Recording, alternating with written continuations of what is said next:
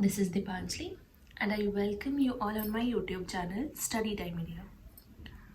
बच्चों प्रीवियसली हम लोगों ने structure of an atom chapter start किया हुआ था. इंट्रोडक्शन हम लोग ले चुके थे. आज हम लोग उसी का ही नेक्स्ट टॉपिक सब एटॉमिक पार्टिकल्स को स्टडी करना शुरू करते हैं. तो पहला जो सब एटॉमिक पार्टिकल यहाँ मैंने लिया है that is electron with negative charge. ठीक है, तो प्रीवियस जो चैप्टर हो चुके हैं उनकी आप लोगों को प्लेलिस्ट मिल जाएगी.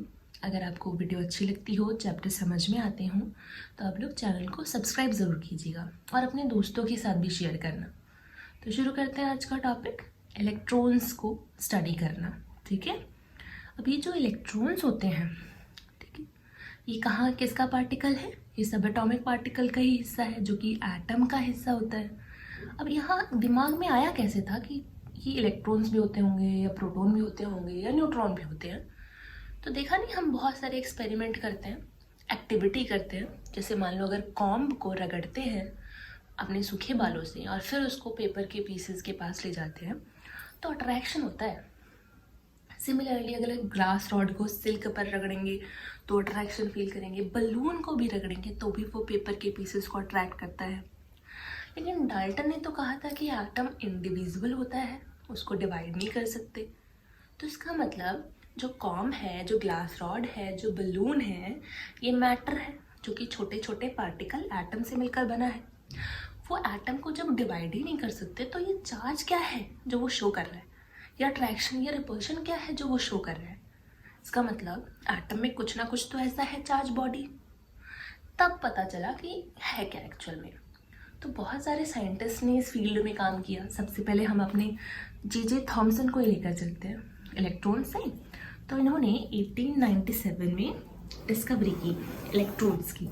ठीक है, जे थॉमसन ने किया क्या, इन्होंने एक एक्सपेरिमेंट किया जिसमें ली इन्होंने एक ग्लास की ट्यूब, डिस्चार्ज ट्यूब ले ली. उस ट्यूब में इन्होंने भरी एक गैस. लेकिन भरी कैसे? लो प्रेशर पर, हाई प्रेशर नहीं. अब लो प्रेशर क्यों? ताकि जो पार्टिकल हैं वो खुले हुए रहें. भाई प्रेशराइज नहीं होने चाहिए. गैस के पार्टिकल को अगर प्रेशराइज करोगे तो लिक्विड फॉर्म में बदल जाएंगे, और ज़्यादा प्रेशराइज करोगे तो वो सॉलिड फॉर्म में बदल जाएंगे. है नहीं, हम लोग वो जो देखते हैं fire extinguisher, carbon dioxide solid form में होती है उसमें. या फिर LPG gas cylinder, liquefied petroleum gas होती तो गैस है, प्रेशराइज कर दिया, लिक्विड फॉर्म में बदल गई. वो नहीं चाहिए हमें. हमें चाहिए गैसियस ही फॉर्म में. ठीक है, यानी पार्टिकल खुले हुए रहें, कोई प्रेशर नहीं होना चाहिए.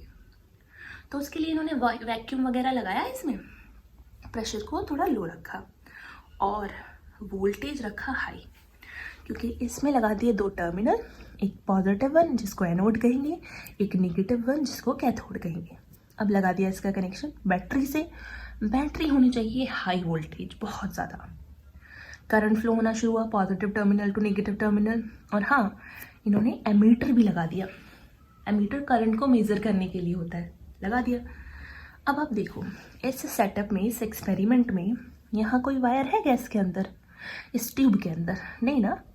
तो इसका मतलब जैसे ही इन्होंने पता है स्विच ऑन किया, ये स्विच कर दिया ऑन, करंट फ्लो होने लगा.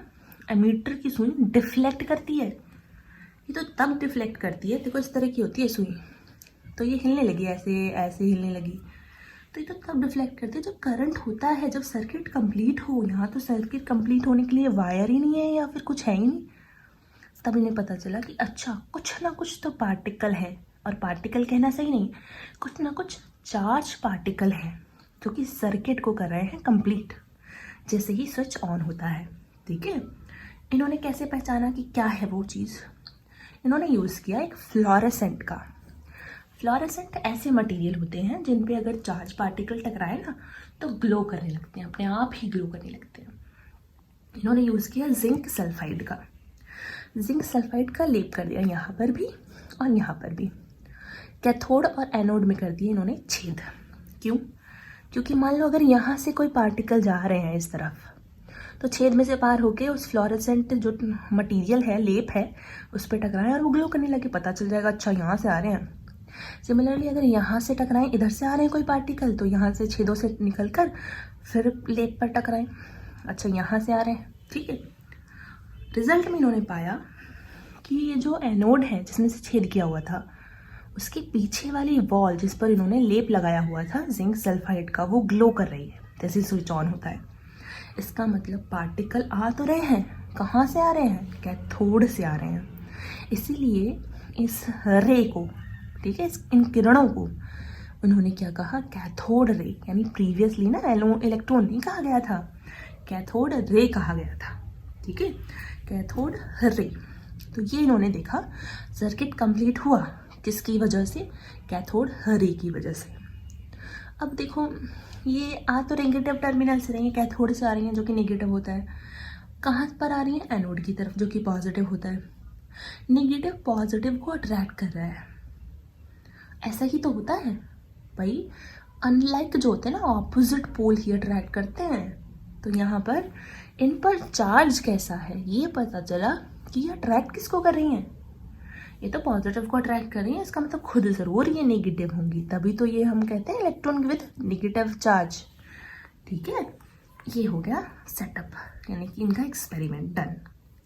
तो जी थॉमसन ने क्या किया? लो प्रेशर रखना है, हाई वोल्टेज रखना है, एमीटर से डिफ्लेक्शन शो होगा, कैथोड से आ रही हैं, या फ्लोरेसेंट यूज़ हुआ है जिंक सल्फाइड का।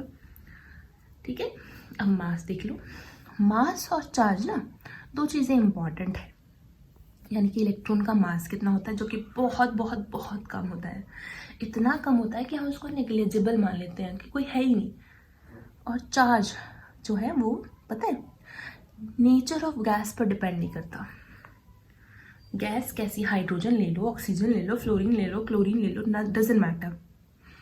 ठीक है, इसका नेचर ऑफ गैस पर ये चार्ज और ये मास इलेक्ट्रॉन्स का डिपेंड नहीं करता। ठीक है, फिक्स रहता है। कुछ कैरेक्टरिस्टिक की बात कर लेते हैं हम लोग। ठीक है, तो फर्स्ट कैरेक्टरिस्टिक है मास के बारे में। पता है, हाइड्रोजन से अगर हम कंपेयर करेंगे तो इलेक्ट्रॉन का मास हाइड्रोजन के मास का 1/1840 होता है म्यू। मास को हम लोग यूनिट में, एटॉमिक मास यूनिट में कैलकुलेट करते हैं। ठीक है, तो मास जो होता है कंपेयर करके हाइड्रोजन से कंपेयर करेंगे। हाइड्रोजन देखो सबसे छोटा सा है ना एटम, जिसमें कि सिर्फ एक तो प्रोटॉन होता है और एक ही इलेक्ट्रॉन होता है। तो इससे कंपेयर किया था हमने। न्यूट्रॉन नहीं होता हाइड्रोजन में। इससे कंपेयर करने पर 1/, देखो इतना आया है। मतलब अगर आप इसको डिवाइड करोगे ना 1 को इस नंबर से, तो 0.000, बताओ कितना कम है हाइड्रोजन से भी इलेक्ट्रॉन का मास। ये है रिलेट करते हुए, देखो हमने कंपेयर किया है, इसलिए हम इसे रिलेटिव मास कहेंगे। Relative mass of electron. Absolute यानी कि जो कैलकुलेट किया गया है, मेज़र किया हुआ है। ठीक है, हालांकि अप्रॉक्स में ही बताते हैं क्योंकि उनके पास तो ऐसे कोई तराजू वराजू होती नहीं है। तो वो किया है एब्सोल्यूट मास 9 × 10⁻⁻28 ग्राम। ओके, ये थोड़ी सी याद करनी पड़ेगी वैल्यू। हालांकि देखो माइनस में जा रही है वैल्यू, समझ रहे हो? यानी हम 0.0028 बार हम 0.000 ऐसे करेंगे और फिर 9 लिखने वाले कहीं जाकर। कितनी स्मॉल नंबर है। चार्ज देखते हैं। चार्ज भी हम लोगों को कंपैरिजन में भी लिखना है, और एक्चुअल वाला तो एक्चुअल में होता है नेगेटिव। नेगेटिव क्यों? इलेक्ट्रॉन का पढ़ रहे हैं, तो नेगेटिव 1.6 × 10⁻⁻19 कूलम। और रिलेटिव चार्ज जो होगा वो 1 होता है, 1। ठीक है, और वो भी नेगेटिव वाला रिलेटिव चार्ज ये होता है। आगे हम लोग शुरू करेंगे प्रोटॉन को डिस्कस करना। ठीक है, तो सिमिलर पॉइंट्स हैं उसमें भी, ऐसे न्यूट्रॉन में भी सिमिलर पॉइंट्स हैं। तो आई होप आपको आज का टॉपिक डिस्कवरी ऑफ इलेक्ट्रॉन समझ आया होगा। कोई भी कन्फ्यूज़न हो कमेंट बॉक्स में लिखिएगा। अगर आपको समझ में आता हो अपने दोस्तों के साथ ज़रूर शेयर कीजिएगा, और सब्सक्राइब करना तो बिल्कुल मत भूलिए। Thank you very much.